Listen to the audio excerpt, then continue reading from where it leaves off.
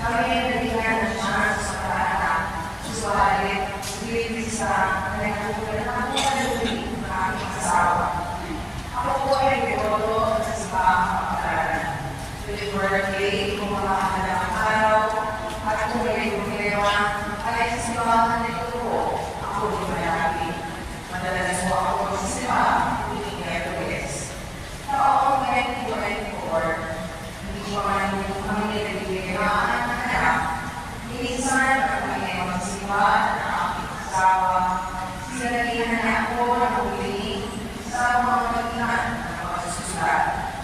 Hindi ko siya silon. Gawa ng sabi ko, nagdarasal na nagsisimba naman ng palagi at hinihiling ko na magkaanak kami.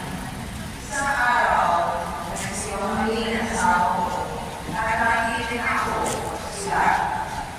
Tapos sinusulat ko ang pagpiling ng magkaanak kami, napapagluha ako sa sana ay magkatoo.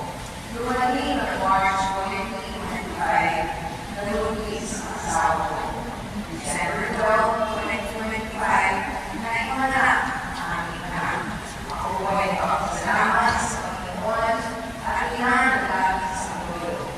Hindi ko ang bayan ng tayo ay mananalig sa Diyos at gagawin mabuti ang buhay ay ibibigay ng Diyos ang nararapat